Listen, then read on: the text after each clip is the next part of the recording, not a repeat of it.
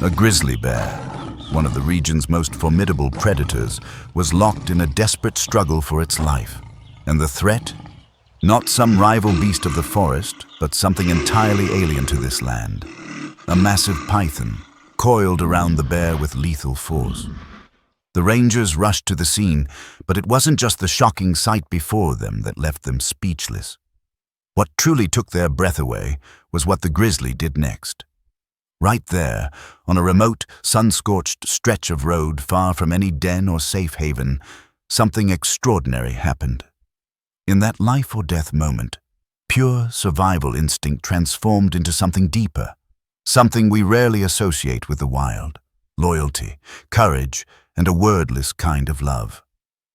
That morning, the narrow road skirting the western edge of the Rockies was eerily quiet. Spring was giving way to summer, and the forest was stirring back to life. Moose wandered the valley floor, hawks circled high above, and rivers surged with meltwater from the distant peaks, all signs that another peaceful day was beginning. Logan Bruno, a patrol ranger on duty since before dawn, figured it'd be another routine shift. He was savoring the calm of the early morning, sipping warm coffee from his dented tin mug, when the radio crackled to life. A voice came through. Unusual movement near Flat Ridge Pass. Probably an injured animal, maybe a moose, possibly a mountain lion or something even bigger. 10 minutes later, Logan's truck was winding slowly along a narrow two-lane road hugging the mountainside, the landscape still cloaked in morning mist. But what he saw when he pulled up hit him like a punch to the chest. There, sprawled across the shoulder of the road, lay a young female grizzly, but this wasn't rest. Her body was locked in a deadly grip, limbs twitching feebly, trapped in the massive coils of something that had no place in the Rockies. A giant python, nearly 20 feet long, thick as a fence post, was wrapped around her, tightening with each crushing pulse. This species wasn't native to North America. It was an invasive predator, likely an escapee from illegal captivity or dumped into the wild by someone who once kept it as an exotic pet, a reckless act previously documented in a few southern states. But here, in the heart of the Rockies, it had become a real and present threat. The snake's muscular body squeezed relentlessly around the bear's midsection, cutting off every last breath. The bear's eyes, dull and clouded from lack of oxygen, slowly turned toward Logan as he stepped out of his truck, frozen in disbelief at the surreal scene before him. The bear wheezed, each breath a ragged gasp, like a sob caught in her throat. Logan dropped his coffee mug to the dirt and grabbed a heavy mahogany baton from the back of his truck. Instantly, he reached for the radio and sent out a distress call, his voice tight with urgency. "Female grizzly in distress, not alone. There's a python. Repeat, a large python is attacking native wildlife." He advanced slowly, heart pounding like a war drum. The python's head shifted slightly, then let out a low, chilling hiss. A warning. It had no intention of letting go. The young bear's eyes locked with Logan's for a fleeting second, a silent plea for help, and then the forest behind him exploded with sound. A thunderous roar tore through the trees, raw, primal, and fierce. Logan spun around on instinct, just in time to see a massive male grizzly burst out of the woods, a force of nature crashing through brush like a living avalanche. It charged straight toward the python, strangling the female. Every nerve in Logan's body screamed, "Run!" But the bear wasn't coming for him. It wasn't charging at the humans. It was charging to her. Like a warrior driven by nothing but instinct, the male launched into the python, roaring furiously, tearing at the coils with his teeth and hammering down blow after blow with paws like sledgehammers. The python recoiled briefly, its instinct driving it to tighten its grip under threat, but the bear didn't relent. He ripped into the snake's thick hide, undeterred by the blood now streaking down both his forelegs. Within seconds, more rangers arrived on the scene. Logan shouted, "Help him! Don't touch the bear! Distract the snake!" The rangers quickly fanned out, moving in with coordinated precision. One fired a warning shot into the air, the crack echoing through the mountains, while another struck the python's coiled tail with a forceful jab. The snake writhed and twisted, distracted and overwhelmed, and finally released its deadly hold. The young female collapsed with a faint, ragged moan, hurt but alive. She was free. But the male grizzly didn't leave her side. He stood over her, sides heaving, every muscle taut, his dark eyes fixed on the battered python slithering backward into the tall grass. Defeated, but not forgotten. He didn't chase it. He didn't retreat either. He stood his ground, a silent sentinel, guarding her from anything that dared to return. For a long moment, no one moved. Even the forest seemed to hold its breath. Finally, Logan whispered, "That bear just saved her life." And the way he stood there, unmoving, undeterred, even with humans mere feet away, said more than words ever could. This wasn't just a story of survival. This was devotion, and the story was only beginning. The female grizzly lay motionless on the forest road, her chest rising and falling in shallow, fragile breaths that seemed to vanish into the warm mountain air. Her fur was matted with sweat, dust, and blood, still wet where the python had coiled around her. Deep bruises marked her ribs, dark purple welts beneath her coat, undeniable evidence of just how close to death she had come. Ranger Logan Bruno crouched down, every movement deliberate and calm.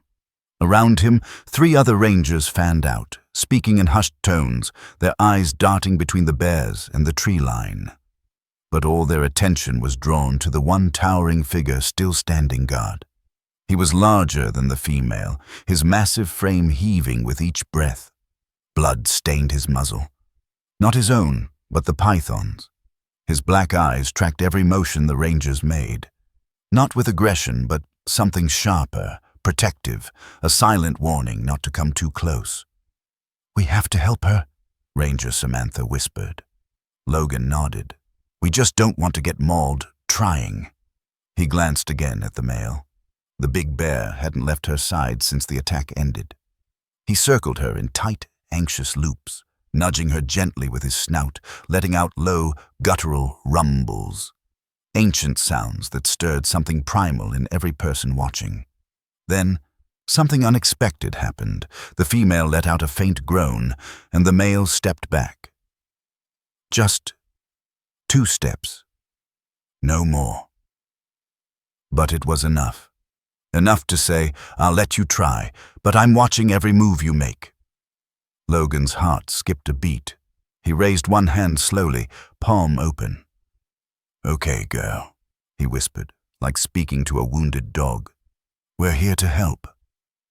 They moved in as a team, slowly, cautiously, with towels, gloves, and a makeshift stretcher. Samantha injected a mild sedative into the bear's hip, just enough to ease the pain and keep her still. The male bear huffed a warning but didn't lunge. Logan could feel the weight of his stare like heat on his back as they worked. When they wrapped her midsection, the damage became clear. Bruised ribs, likely cracked, puncture wounds from the snake's teeth, deep abrasions from the asphalt, but she was still breathing. "She's going to make it," Samantha murmured, cinching the last strap on the stretcher. The rescue team gently loaded her into the back of the open ranger vehicle. The male exhaled a deep, guttural breath, a sound that carried pain, exhaustion, and something else. Relief. Then he did something no one expected. He followed them. Step by heavy step, the massive bear helped push the stretcher to the truck, then sat down beside it. When the rangers tried to close the tailgate, he stood up and placed both forepaws on the truck bed, like a passenger getting on board. "Is he trying to go with her?" one ranger asked. Logan swallowed hard. I think he is." There was a beat of silence. A decision had to be made, and fast. If they drove off, would he chase after the truck? Would he become aggressive? Or worse, would he vanish into the forest, confused, believing they had taken her away forever? Logan made a call. "Get the flatbed," he said. "Leave it open. Let him stay with her." With trembling hands, they transferred the female onto the open platform of a larger supply truck. The male climbed up behind her. As they laid her down and arranged soft padding, he gently curled himself around her, his massive body forming a living wall of fur and muscle. No one spoke a word.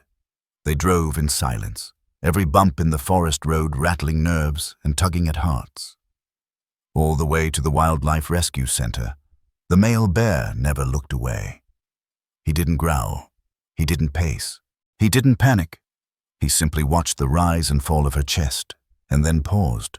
By every measure, it was an act of impossible trust.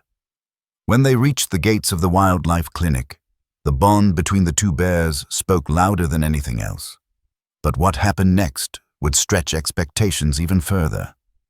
The center, located on the edge of the park, wasn't designed for this. It had treated eagles with broken wings, moose hit by cars, even the occasional mountain lion caught in poachers' traps. But two adult grizzlies, one injured, the other refusing to leave her side, was a whole new level. Dr. Grace Bennett, the head wildlife veterinarian, met the rushing truck with clipboard in hand. Her eyes widened as the male bear leapt down from the flatbed and stood guard while they lowered the female. "He followed her here?" she asked Logan. "He did more than that," he said. "He saved her life." Grace knelt to examine the female. "She's in critical condition. We need to get her inside. Can you hold him back?" Logan shook his head. "We tried." "He's not going far," she said. The medical team sprang into action, wheeling the stretcher toward a large treatment room just off the main enclosure. The male followed close behind, muscles tense, breath ragged, but never once showing signs of aggression.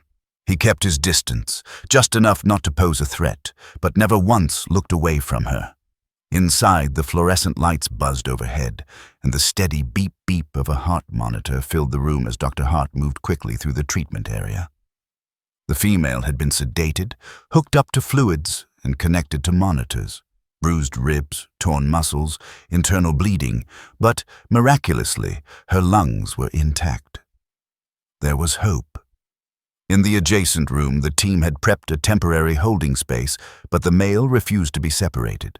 When they tried to close the door between the two rooms, he let out a sound, not a roar of anger, but a deep, guttural cry of grief so raw it stunned even the youngest rangers. They opened the door again, and he stepped through. He didn't touch her. He didn't get in the way. He simply lay down beside the gurney, his massive head resting on her paw, eyes fixed on her face.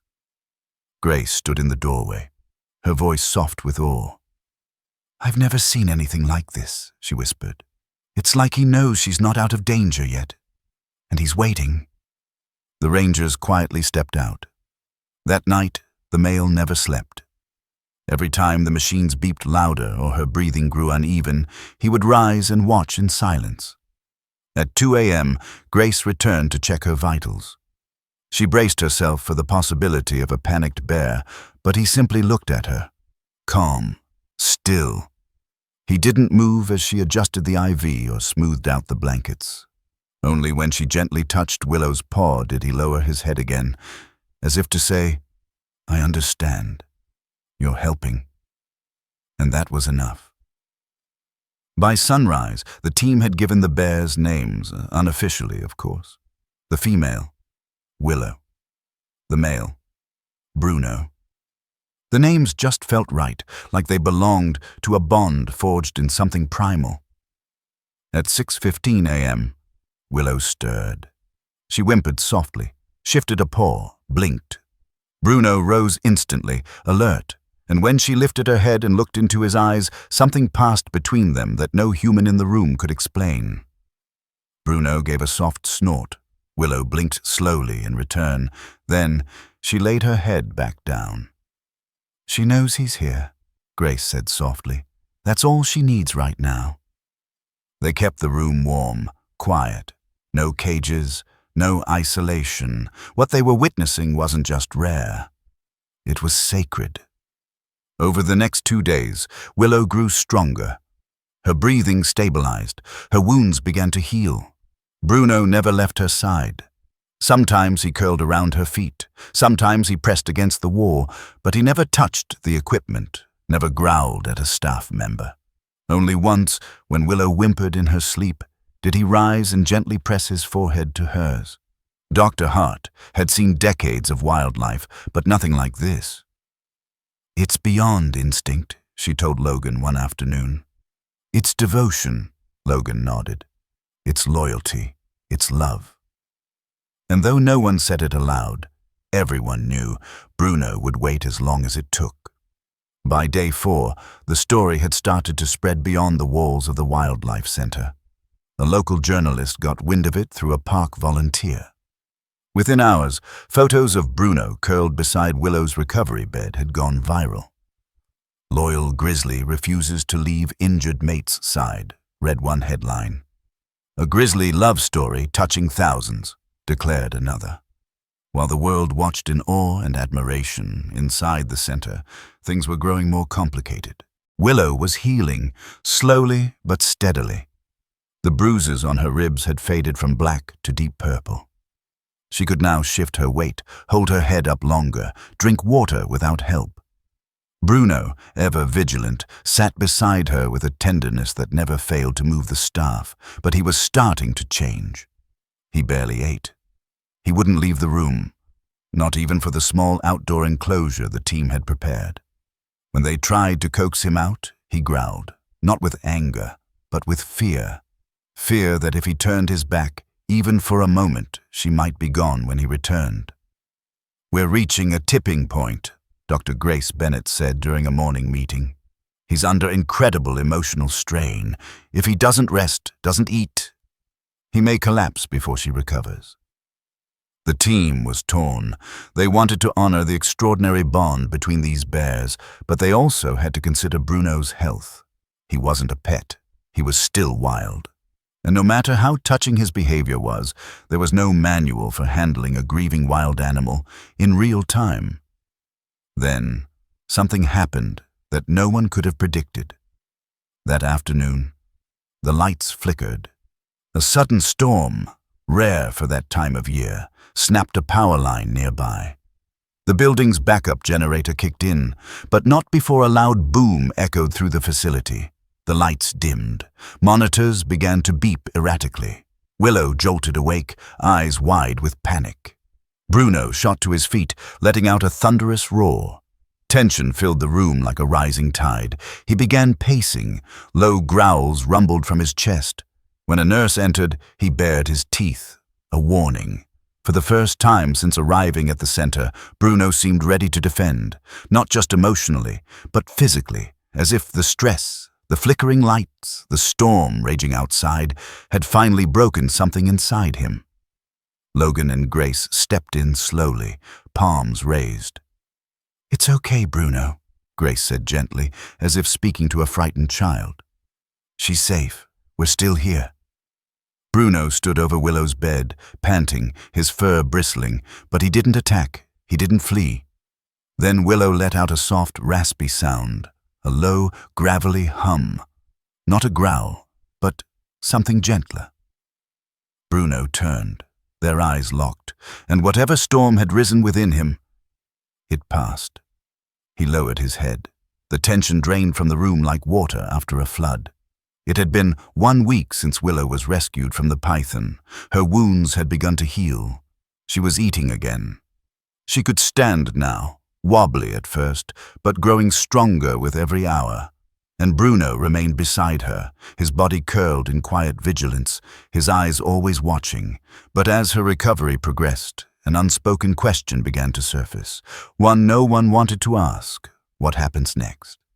Bruno and Willow couldn't stay there forever. They were wild animals. The center wasn't equipped for long-term care of adult grizzlies, especially 2 who had lived their entire lives in the wild. Keeping them in a medical ward was only ever meant to be temporary.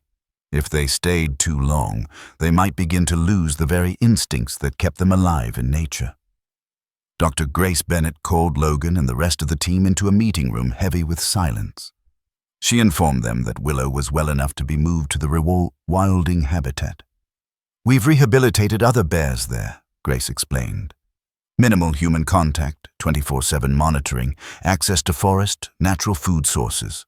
If we move her now, she'll still remember how to be a bear. Logan crossed his arms. What about Bruno? Grace hesitated. That's the question. They had never seen a bond like this, but nature had its own rules. And no matter how human their emotions appeared, the team had to ask, was keeping them together helping or hurting? We'll take it step by step, Grace finally said. We'll move Willow first. Let's see how Bruno reacts. The next morning, before sunrise, the staff entered the room. Bruno immediately lifted his head, his body tense as they approached Willow with the stretcher. It's okay, big guy, Logan whispered. Just a short trip. Willow didn't resist. She was shaky, but alert. As they lifted her, Bruno rose and followed closely, never interfering. They transported her to the rewilding enclosure. It was a vast, protected space, dense trees, clear streams, and the familiar scents of mountain forest. They set her down under a pine tree. Bruno lingered nearby, sniffing the air, pacing with unease. Then the gate closed, temporarily. They needed to observe Willow alone, to see how she would respond without Bruno shadowing her every move, potentially overriding her natural behavior. Bruno struggled. For hours he paced outside the fence. He made soft sounds, like he was calling her name. He lay against the gate, even pressed his shoulder into the bars, trying to feel her presence through the steel. Grace watched from the surveillance monitors. He won't give up, she said softly. Not until she's ready. 2 days passed. Then something changed. Bruno didn't return to the gate that next morning. Instead, he wandered deeper into the woods surrounding the center, slowly reacquainting himself with the wild. That night, Willow stood on her own, ate berries off the ground, and curled beneath a tree to sleep, without once looking back at the fence. The team saw it as a clear sign. It was time. They opened the final gate leading into the national park. No cages, no handlers, just the open wilderness waiting. That afternoon, Willow stepped out into the wild, limping but alive. Bruno didn't appear. But his tracks were nearby, parallel paths carved through pine needles. Autumn had arrived in the forest, carrying crisp air and quiet stillness. Golden leaves blanketed the trails. A cool wind rustled through the trees. 3 weeks had passed since Willow crossed back into the deep woods. Bruno hadn't been seen since, but his presence was felt. Footprints. Scratch marks on trunks. Tufts of thick brown fur caught on low branches. Rangers frequently noted signs of both bears, but never together.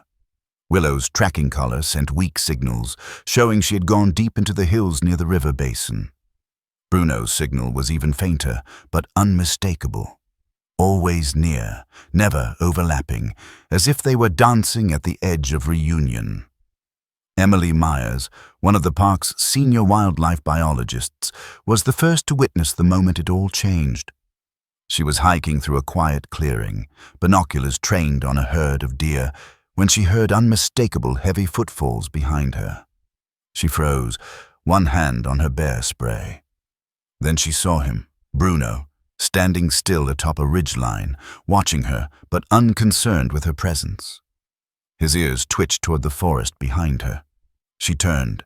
There was Willow, quietly stepping into view, her fur shimmering in the soft light. At first, neither bear moved. Then Willow snorted, low and gentle. Bruno snorted back, and slowly, step by step, they moved toward each other.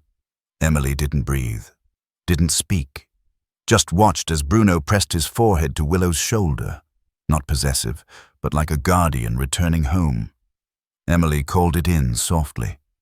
They found each other. From that moment on, Bruno and Willow stayed together, but something had changed. Bruno no longer walked beside her. He walked a little behind, always watching her pace, letting her lead. They've changed, Grace said, reviewing the trail camera footage days later. Willow had healed, and Bruno now protected her from a respectful distance. But the forest was not safe. As the days grew colder, the wildlife grew more desperate, and worse, whispers of poaching began to circulate. Patrols were ramped up, especially around areas known for old traps. Then, one morning, a rusted steel snare was found, with blood on its teeth and a shredded tracking collar nearby. Panic swept through the team. Was it Bruno or Willow? Drones were launched. Rangers fanned out into the forest. Logan headed west, toward where the pair had last been spotted. Hours later, a faint signal. Willow's collar. They found her near the edge of a ravine, pacing in panic, eyes locked on a stand of trees.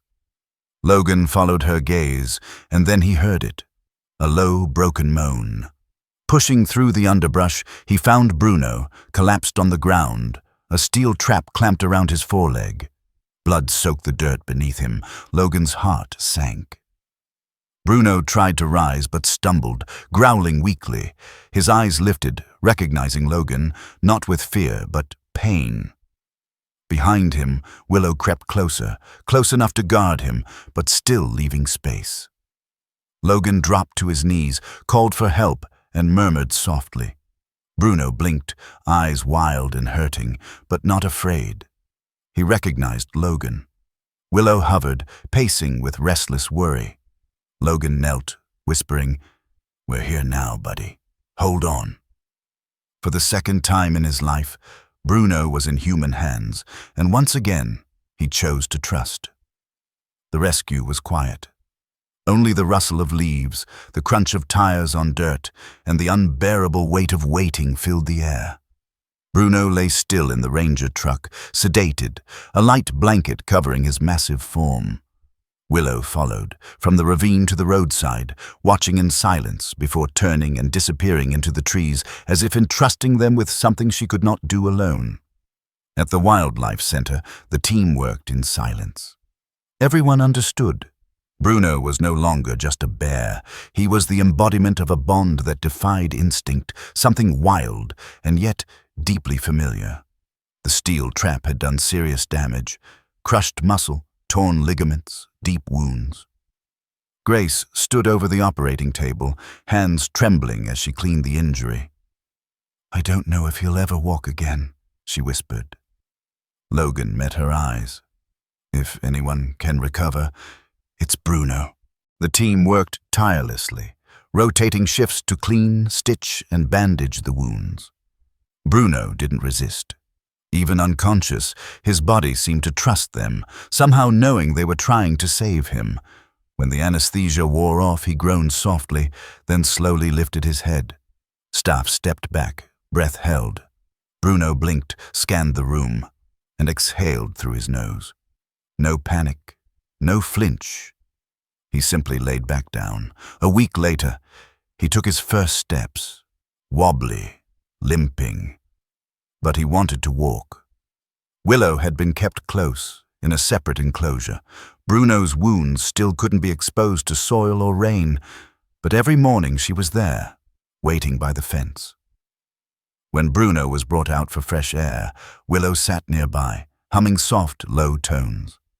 They didn't need to touch, they were still close. Once, Bruno stumbled and cried out. Willow answered with a quiet, low whine, and he stood, tried again. Every step he took was powered by her presence. 3 weeks later, Bruno could walk on his own. Still limping, yes, but walking. "He'll never run like before," Grace said, "but he's strong. And more than that, he has a reason to keep going." That reason stood beside him when the gate opened to release them back into the wild. They were released into a deep, untouched forest. No traps, no trails. Logan looked back one last time. "Take care of her. She took care of you." Bruno didn't look back. He and Willow stepped into the trees, not as symbols, not as survivors, but as family. Weeks later, hikers reported seeing them near a lake, always side by side. Then one day, a drone captured a single, perfect photo. Willow lying still in the sun. Bruno standing near her, scarred, stiff-legged, but eyes alert, loving. If this story stayed with you, hit like, share it, and follow the channel for more unforgettable moments from the wild.